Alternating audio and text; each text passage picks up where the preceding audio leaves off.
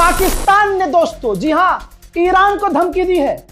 औकात तो देखो, सीधी बात बता रहा हूं, यह रहा बयान, पूरा स्टेटमेंट है दोस्तों। ईरान को धमकी दी है, पाकिस्तान के विदेश मंत्री का बयान है कि मैंने वार्न किया है ईरान को कि सऊदी अरब पर जो आप हमला कर रहे हो, ये याद रखना सऊदी अरब से हमारा डिफेंस एग्रीमेंट है, हमारा अलाई है, हमारा साथी है, जिस पर ईरान ने कहा हमसे कि आप सऊदी अरब से इंश्योर करो कि वो अपनी जमीन का इस्तेमाल अमेरिका को ईरान के खिलाफ करने ना दे।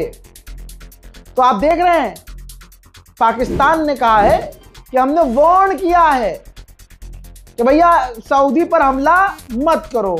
अब देखिए, पाकिस्तानियों को ही ये बात बुरी लग जाएगी। ईरान के मामले में इस वक्त पाकिस्तानी अपनी सरकार की नहीं सुनेंगे और सुननी भी नहीं चाहिए। ये तो गुलामी कर रहा है यार, सीधा सीधा।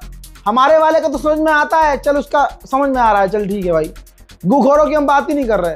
मैं कह रहा हूं, तुम तो मुस्लिम देश हो भाई, पाकिस्तान तो वैसे ही तुम मुसलमानों का रहनुमा बनने का ख्वाब देखता है।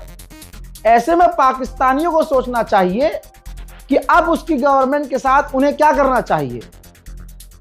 पाकिस्तान की ही जमीन पर पाकिस्तानियों को कल क्या किया, अमेरिका की नेवल फोर्सेस ने फायर शूट किया, सीधा गोली मारी, कई पाकिस्तानियों की मौत हुई। जहां पर अमेरिका की निंदा करनी चाहिए थी, पाकिस्तान की सरकार अब धमकी दे रही है ईरान को कि भाई सऊदी अरब हमारा अलाई है। अबे तुम किस खेत की मूली हो, शर्मगाहों के दाने। अबे तुम फूट भी जाओ ना तो किसी को पता ना चले, मवाद हो तुम, मवाद, शर्मगाह पर निकले हुए दाने का मवाद हो तुम। पाकिस्तान चले हैं धमकी देने ईरान को। बात अबे एलाई की बात कर रहे हो, सऊदी अरब हमारा एलाई है। अरे सऊदी अरब अमेरिका का एलाई है।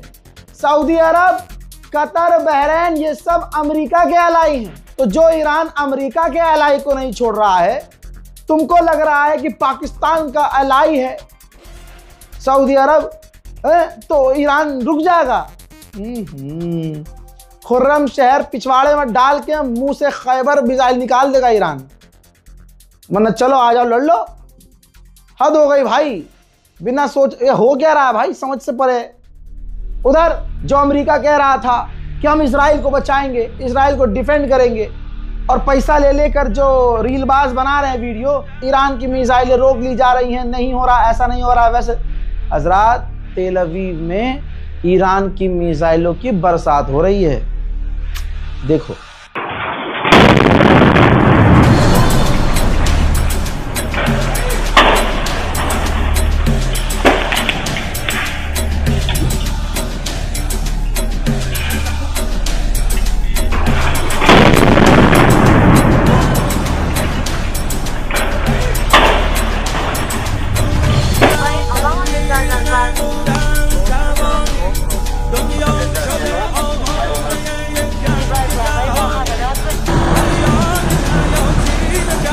ועליזה הפגיעה פה נפל רסיס פה, הנה שפיר.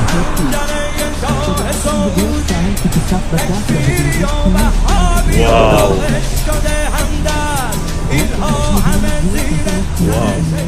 अमेरिका और ईरान की जंग में पता है कौन जीत रहा है?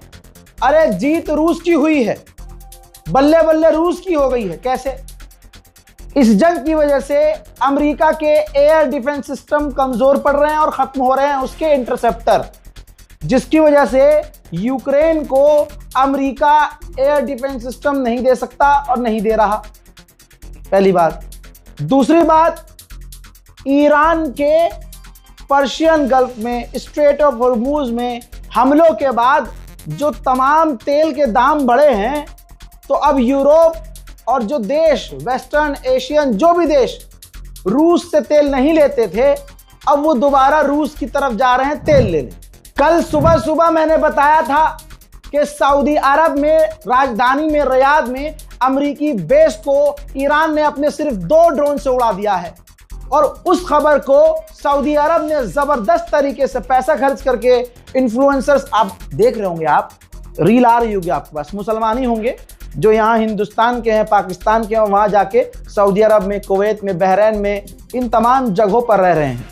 अचानक उनके रील आ रहे होंगे आपके पास, जिसमें वो कह रहे होंगे, क्या डर लग रहा है सऊदी अरब मुझे?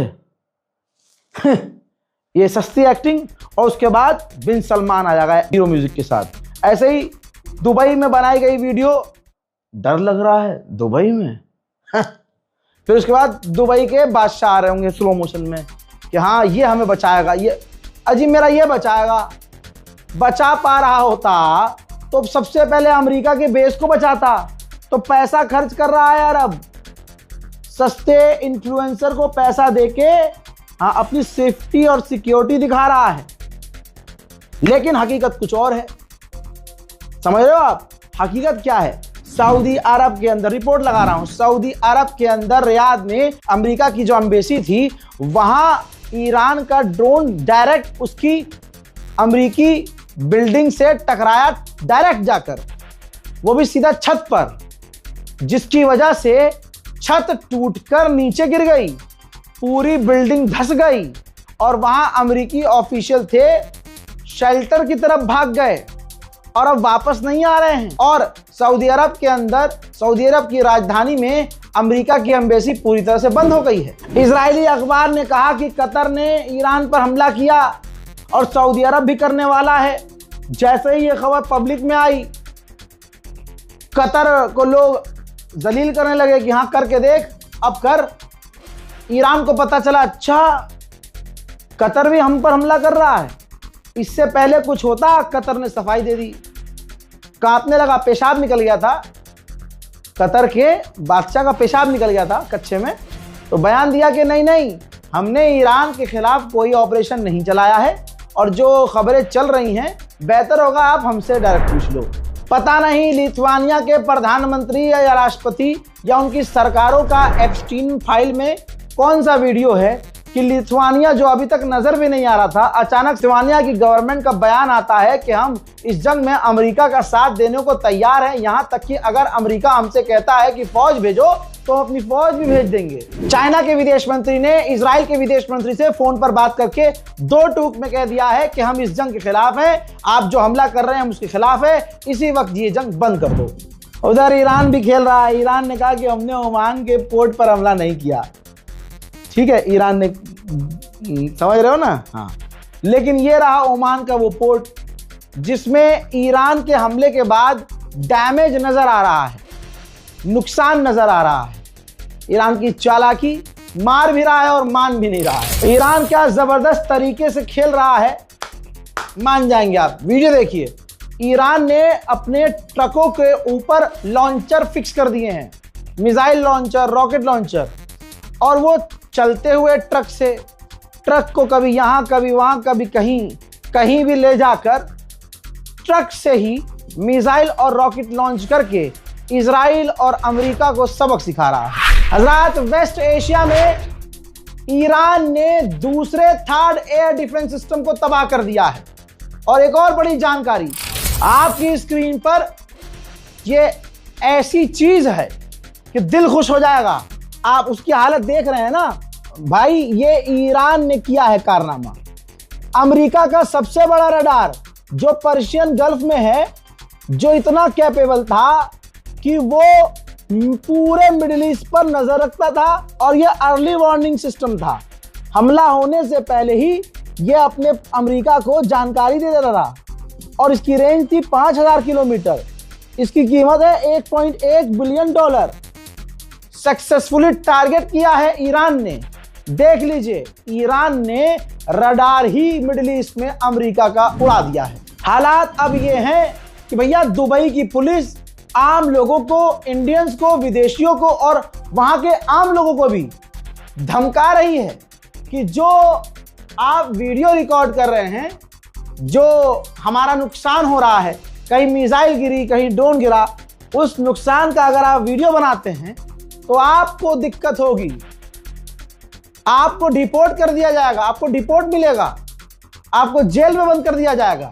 यही नहीं, दुबई की अथॉरिटीज अपने लोगों को धमकी दे रही है कि अगर कुछ भी रिकॉर्ड करके सोशल मीडिया पे डाला तो कार्रवाई होगी। और अगर आपने किसी और को देखा कि दुबई के नुकसान और दुबई में हो रहे हमले का वीडियो किसी ने पोस्ट किया है तो उसके कमेंट सेक्शन में जाओ और उससे कहो डिलीट करे और बार बार बोलो। यकीन नहीं हो रहा है ना, देखिए। ये एक है। सेकंड बात, अहम बात है, बहुत खास बात जो है, आपका कंट्री में जो है गलत चीज वीडियो में नहीं बनाओ। माशाल्लाह आप लोग इसमें माहिर है।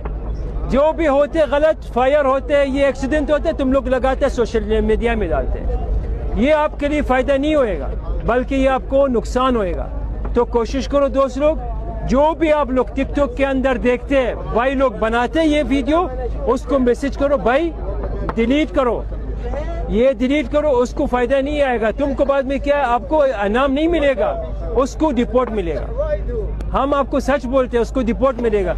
यही मेरा रिक्वेस्ट है, जो भी वीडियो गलत देखते हैं सोशल मीडिया में आप लोग कभी भी नहीं डालो, और जो भी उसका कमेंट डाल दो भाई डिलीट करो, दुबई के बारे में ये चीज़ नहीं बोलो। ठीक है दोस्त लोग, हमारा तरफ से शुक्रिया, हमारे दुबई पुलिस का तरफ से शुक्रिया। बाकी माइक हमारे दोस्त लोग को देगा। दोस्तों कंफर्म हो गया है, अमेरिका ने लेबनान में अपनी एम्बेसी पूरी तरह से बंद कर दी है। इजराइल ने कहा है कि हमने ईरान की बैलिस्टिक मिसाइल प्रोडक्शंस की साइट्स को पूरे ईरान में हिट किया है, निशाना बनाया है। मेरे दोस्तों, उधर अमेरिका और इजराइल मिलकर ईरान पर बड़ा हमला कर रहे हैं, बार बार कर रहे हैं, देख लीजिए।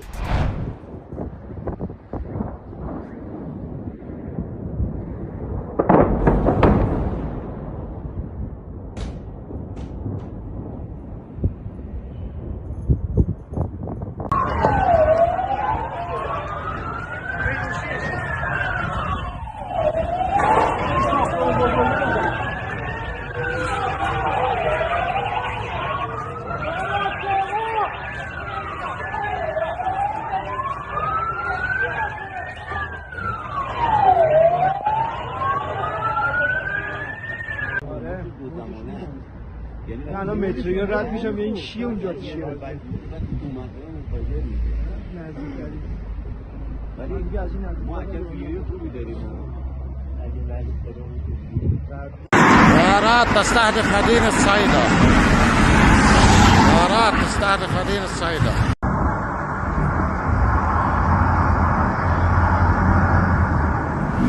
सिविलियंस पर, हॉस्पिटल्स पर, अस्पतालों के अलावा स्कूलों पर इजराइल हमला कर रहा है। तेहरान के अंदर का मंजर देखिए। अमेरिका और इजराइल के हमलों के बाद आप देखिए अस्पताल का क्या हाल हुआ है। जो इल्जाम दूसरों पर लगाते हैं अमेरिका इजराइल, वो काम ये दोनों खुद करते हैं। ईरान बहुत खूबसूरत मुल्क है, वहां बहुत हिस्टोरिकल सिंबल है आजादी टावर, वॉलपेपर मिलते हैं भाई इसके गूगल पे। आप ये देखिए, आजादी टावर के पास इजराइल ने खौफनाक हमला किया है। रूस ने ऐलान किया है कि ईरान के बुशहर न्यूक्लियर पावर प्लांट में हमारे जो 600 लोग काम करते हैं, उन 600 का जो लीडर है उससे हमारा कांटेक्ट टूट चुका है, हम उससे बात नहीं कर पा रहे हैं। ईरानियन जर्नल ने कहा कि यह मिसकैलकुलेशन है। इन बेवकूफ़ों ने सोचा कि खामनाई मर जाएंगे तो कोई और लीडर नहीं बनेगा।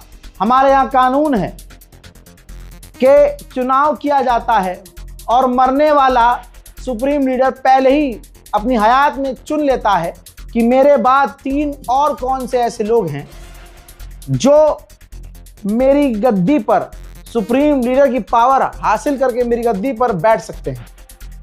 फिर उन तीनों में से चुनाव होता है। 2-3 लोग होते हैं, उन तीनों में से चुनाव होता है।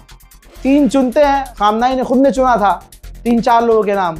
अब उनमें चुनाव होगा और चुनाव के बाद जो जीतेगा उसे सुप्रीम लीडर ऑफ ईरान मान लिया जाएगा। बर्तानिया के प्रधानमंत्री ने साइप्रस के प्रधानमंत्री से फोन पर बात की। बात क्या हुई नहीं पता, लेकिन इसके बाद ब्रिटेन ने साइप्रस में अपना युद्धपोत, अपनी वॉरशिप भेज दी है। हजरात मोहतरम, रिपोर्ट यह है कि सारा समुद्री रास्ता बंद है। इजराइल ने अपना हवाई रास्ता ही बंद किया हुआ है। अब जो विदेश में यहूदी फंसे हुए हैं, इजराइल उन्हें टैंकर में छुपा के लेके आ रहा है। समुद्र में जो टैंकर चलता है, समुद्री जहाज, उनमें अपने यहूदी लोगों को छुपाकर इजराइल लेके आया है। हजरात मोहतरम, आगे क्या होना है नहीं पता है। इस खबर को शेयर कीजिएगा, अपनी राय कमेंट में लिखिएगा, दुआओं में याद रखिएगा। जय हिंद।